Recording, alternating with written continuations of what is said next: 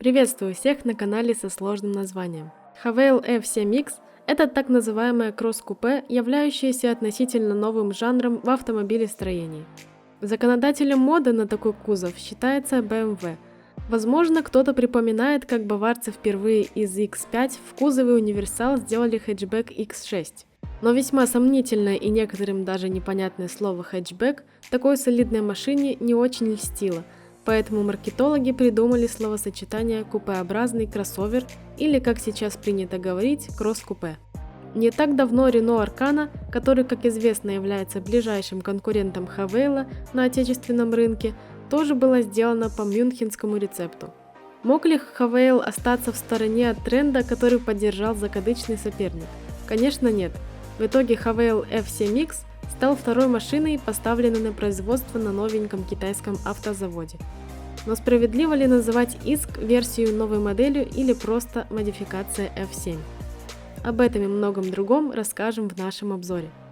А прежде чем перейти к обзору, хочу напомнить вам переходить по ссылкам в описании, чтобы увидеть больше наших познавательных обзоров на автомобили. В отношении габаритов почти ничего не изменилось. Длина авто стала короче на символичные 5 мм, остановившись на отметке в 4620 мм. Ширина сохранила свои 1846 мм, а высота составила 1660 мм. Колесная база тоже осталась неизменной, установившись на уровне в 2725 мм.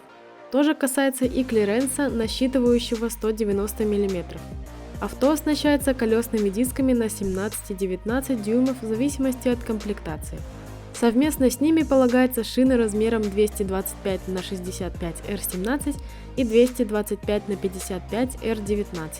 Из-за скошенной сзади крыши был уменьшен объем багажника с 723 литров до 490, а также вольготность посадки сзади.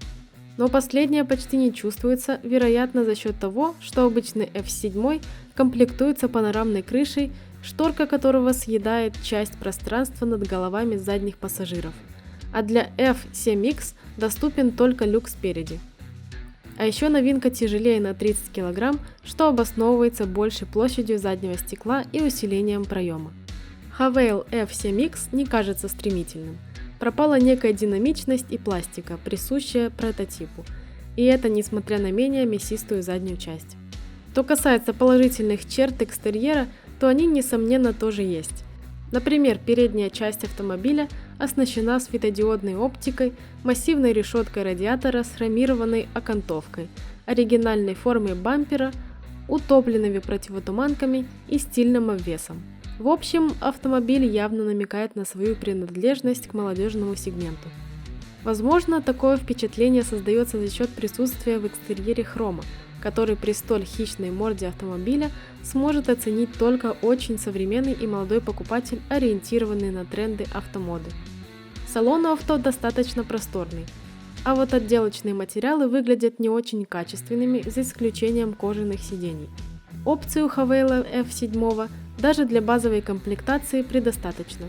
Автомобиль богат по оснащению, что особенно касается версии Elite. В перечень опционала входит цветной ЖК-экран с сенсорным управлением на 12,3 дюйма, бортовой компьютер с монитором на 7 дюймов, современная система навигации, Wi-Fi и Bluetooth, функция голосовых команд и возможность подключения мобильного телефона, при помощи которого авто можно управлять удаленно и многое другое.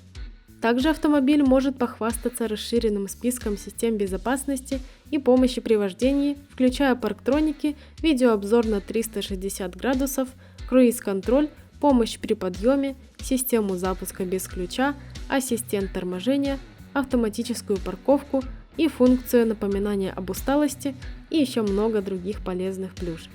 Что касается силовой установки, то Havail комплектуется 1,5-литровым или 2-литровым бензиновым 4-цилиндровым мотором с турбонаддувом.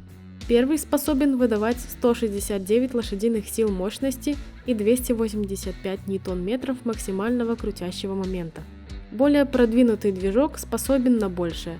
Он выдает до 224 лошадиных сил мощности и до 385 ньютон-метров крутящего потенциала. Оба мотора работают в паре с семиступенчатым роботом с мокрым сцеплением. Двигатель объемом в 1,5 литра позволяет машине разгоняться до сотни за 11 секунд, в то время как двушка достигает той же отметки за 9 секунд. Расход топлива у первого движка составляет 6,6 литров на 100 км пути, а у второго 7,1 литров. Максимальная скорость в обоих случаях останавливается на отметке в 195 км в час. И этого более чем достаточно. Части шасси и тормозной системы ничего нового. Тормоза дисковые, подвеска независимая. Привод, кстати, безальтернативно передний. Цены на базу стартуют с $18 тысяч. Промежуточные комплектации можно приобрести за $19 тысяч, 20 или 21 тысячу долларов. Топовая версия оценивается в $22 тысячи, но она уж точно оснащена по полной. Спасибо за просмотр, ставьте лайки, подписывайтесь на канал. Всем до новых встреч!